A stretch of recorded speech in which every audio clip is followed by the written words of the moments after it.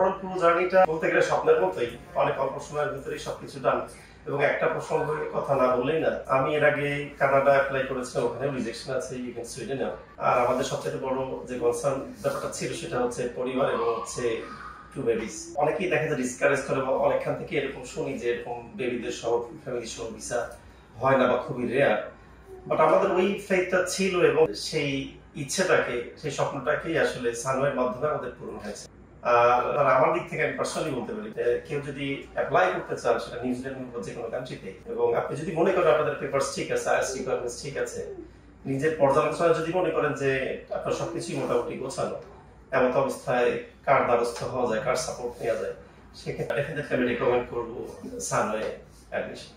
High, সানওয়ে অ্যাডমিশনের পক্ষ থেকে সবাইকে শুভেচ্ছা জানাচ্ছি। সো আজকে আমরা অনেক হ্যাপি যে আমাদের মিস নিতু এবং তার পুরো পরিবার আমাদের নিউজিল্যান্ডে ভিসা পেয়েছে। তো মিস নিতু হচ্ছে মূলত অ্যাপ্লিক্যান্ট এবং ওনার স্পাউস ফিরোজ ভাই এবং দুইটা কিউট বেবি, দুই আম্মু, ওরাও কিন্তু ভিসা পেয়েছে।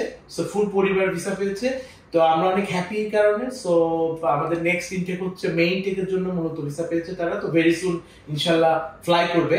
সো আমরা ট্রাই করব যে তাদের কাছ থেকে জানার জন্য তাদের এক্সপেরিয়েন্সটা আসলে ওভারঅল জার্নিটা কেমন ছিল। সো মিস নিতু কিছু যদি আপনি বলেন কাইন্ডলি। আসসালামু আলাইকুম।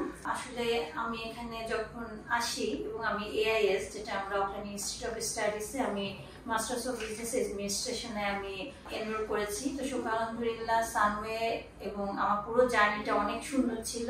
এবং আমার 16ই মে হচ্ছে আমাদের ওরিয়েন্টেশন, তার এই সময়ের মধ্যেই সবকিছু অনেক সুন্দরভাবে হয়েছে।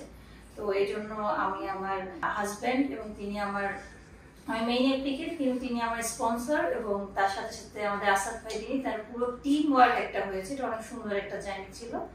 বাকি এক্সপেরিয়েন্স আমার হাজবেন্ড নিশা। এটা সবচেয়ে ইন্টারেস্টিং ব্যাপার হচ্ছে আমি কিন্তু আমাদের যে অ্যাপ্লিক্যান্ট মিস নিতু, তার সঙ্গে আমার দেখা হয়েছে যেদিন আমরা ভিসার জন্য ফাইল লঞ্চ করি সেদিন।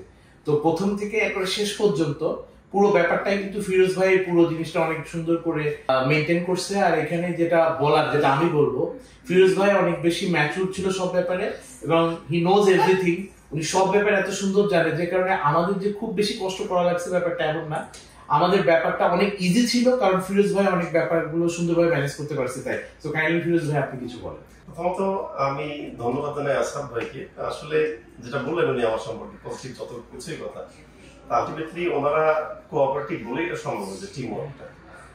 তো ওভারঅল পুরো জার্নিটা সত্যি আর কি বলতে গেলে স্বপ্নের মতোই, অনেক অল্প সময়ের ভিতরেই সবকিছু ডান।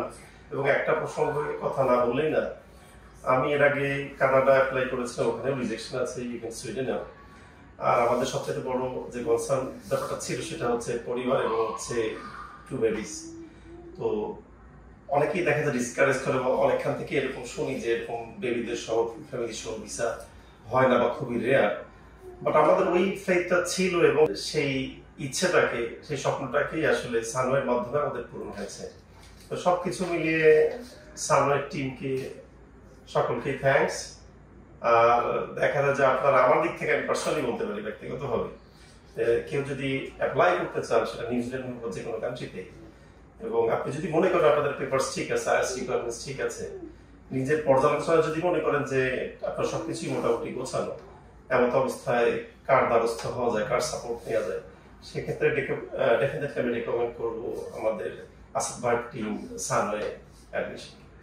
থ্যাংক ইউ যে আপনি এত সুন্দর কথা বলার জন্য আমাদের সম্পর্কে। সো আমি যেটা বলবো সবাইকে, ডেফিনেটলি উনি যেটা বলছে সেটা, যে ভিসা, এই পুরো ভিসা ব্যাপারটা কিন্তু আমাদের কোনো কারণে যে ভিসা হয়ে গেছে বিষয়টা একেবারে এমন না।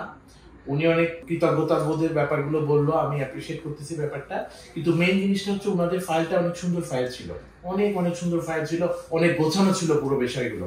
তো সবাইকে বলবো যাদের ফাইল অনেক সুন্দর, সো ডেফিনেটলি আমরা কিন্তু তাদেরকে হেল্প করতে পারবো। যদি আপনার সোর্স অফ ফান্ড অনেক নাইস হয়, তো ডেফিনেটলি আমি বলবো আমাদের সঙ্গে যোগাযোগ করার জন্য। বাট আপনার সোর্স অফ ফান্ড যদি ভালো না থাকে, তো সে যোগাযোগ করে আসলে লাভ নেই, কারণ আপনার ভিসা হওয়ার সম্ভাবনা খুবই কম থাকবে।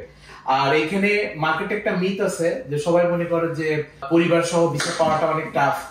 অনেকেই মনে করে এটা, যে স্টুডেন্ট সহ ফ্যামিলি সহ ভিসা পাওয়া অনেক টাফ। তো সবাইকে বলবো যে আপনার সামনেই উদাহরণ বসে আছে, তারা কিন্তু পুরো 4 জনের একটা পরিবার, খুবই কিউট ফ্যামিলি। তারা সবাই কিন্তু ভিসা পেয়েছে এবং নেক্সট উইকে সবাই কিন্তু ফ্লাই করতেছে। তো সবাইকে বলবো আবারও যে নিউজিল্যান্ডে আপনি যদি ফাইল প্রসেস করতে চান, ডেফিনেটলি আপনার চিন্তা ভাবনা অনেক উন্নত হতে হবে, আপনার সোর্স অফ ফান্ড অনেক সুন্দর থাকতে হবে, আপনার প্রপার একটা প্ল্যান থাকতে হবে ফিউচার নিয়ে, ডেফিনেটলি তখন আপনার ভালো কিছু হওয়া সম্ভব ইনশাআল্লাহ। সো নেক্সট ইনটেক হচ্ছে আমাদের জুলাই ইনটেক। অলমোস্ট আমি সবাইকে বলছি যে জুলাই ইনটেকের জন্য খুব বেশি টাইম নাই। সো নেক্সট ইনটেক আপনি যদি কলেজগুলোতে করেন ডেফিনেটলি সেপ্টেম্বর নভেম্বর আছে, বাট ইউনিভার্সিটিতে করলে নেক্সট ইনটেক কিন্তু নভেম্বর, এরপরে কিন্তু ফেব্রুয়ারি 2025। সো সবাইকে আবারও বলবো আপনি যদি কোয়ালিটি সার্ভিস চান ডেফিনেটলি আপনি সামনের সঙ্গে যোগাযোগ করতে পারেন। আর যেটা আমি আবারও কনফার্ম করতে চাচ্ছি, আমরা কিন্তু নো সার্ভিস চার্জ অফার করতেছি, অর্থাৎ আমরা কোনো ধরনের কোনো পেমেন্ট আমরা কিন্তু স্টুডেন্টের কাছ থেকে নেই না, সেটা ভিসার আগেও না পরেও না। ঠিক আছে? তো সবাই আমাদের জন্য দোয়া করবেন আর সবাই আমাদের জন্য দোয়া করবেন। আল্লাহ হাফিজ।